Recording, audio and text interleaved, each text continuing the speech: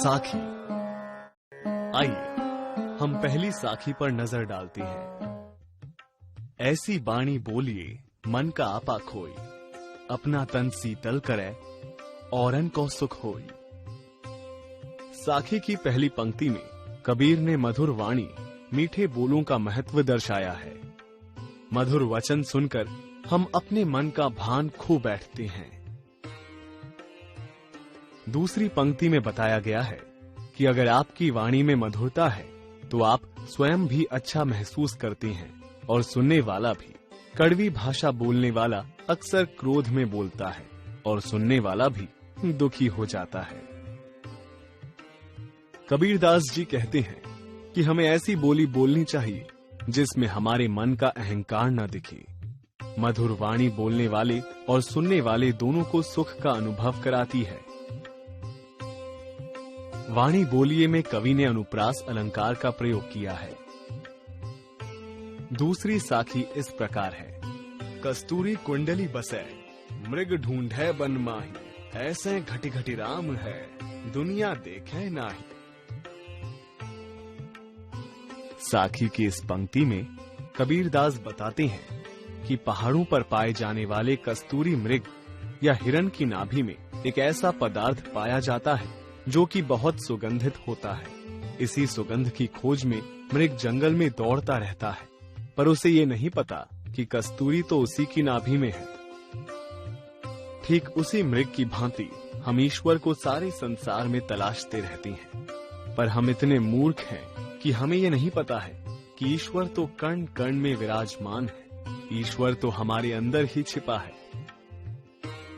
जिस प्रकार मृग अपने नाभि में कस्तूरी के रहते हुए अपनी अज्ञानता के कारण बाहर खोजता रहता है, उसी प्रकार मनुष्य भी अपने अंदर के भगवान को बाहर खोजता रहता है। कवि ने यहाँ भी अलंकारों का अच्छा प्रयोग किया है। आइए अब तीसरी साखी पर ध्यान दें। जब मैं था तब हरि नहीं, अब हरि है मैं नाही, सब अंधियारा मिटी गया, जब दीपक देखिया माही। मैं शब्द अहंकार का बोधक होता है। हम अक्सर कहते हैं मैंने ये किया, मैंने वो किया। कबीर कहते हैं कि जब मुझ में अहंकार था तो मैं हरि या ईश्वर से दूर था। कबीरदास आगे बताते हैं, आज जब मेरा अहंकार दूर हो गया और मैं का बोध मिट गया तो मैं हरि यानी ईश्वर को पा गया। जब मैंने सत्य का दीपक जलता देख लिया तो मेरे मन का अंधेरा मिट गया।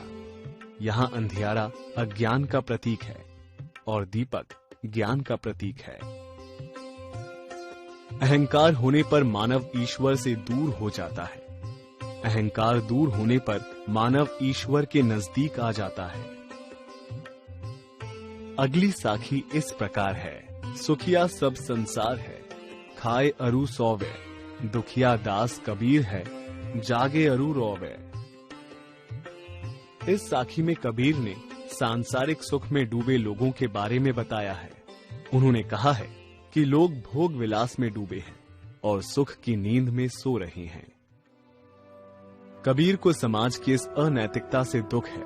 उन्हें सच्चाई का ज्ञान है और वे इस बात से परेशान हैं कि लोग ईश्वर से दूर होते जा रहे हैं। इसी बात से कबीर रात रात भर जागते हैं और दुखी होते हैं। लोग भोग विलास में डूबे हैं, सुख की नींद में सो रहे हैं और ईश्वर से दूर होते जा रहे हैं। अगली साखी इस प्रकार है। बिरह भुवंगम तन बसे, मंत्र न लागे कोई, राम वियोगी ना जिवै, जिवै तो बौरा होई। विरह वेदना की तुलना कबीर ने एक विषैले सांप के दंश से की है। सांप के दंश का तो कोई मंत्र हो सकता है, पर विरह की वेदना पर कोई मंत्र नहीं चलता है। विरह भुवंगम में रूपक अलंकार का सुंदर प्रयोग है। ठीक उसी प्रकार से राम या ईश्वर के प्रेम में जो पड़ गया वो ईश्वर से अलग जीवित नहीं रह सकता है। अगर ऐसे वियोग से रहना भी पड़ा तो वो मनुष्य बौरा जाएगा, अर्थात पागल हो जाएगा। मानव को ईश्वर से प्रेम करना चाहिए। आइए इस दोहे का अर्थ जाने। निंदक नेड़ा राखिए, आंगड़ी कुटी बधाई, बिन साबण पानी बिना, निर्मल करे सुभाई। आमतौर पर हमें वो व्यक्ति पसंद नहीं होता जो हमें हमारी बुराई बताता है, पर इस बारे में कबीर दास के विचार बिल्कुल विपरीत हैं। वे कहते हैं कि निंदा करने वाले को अपने करीब रखो, इतना नजदीक कि उसके लिए अपने आंगन में कुटी बनवा दो।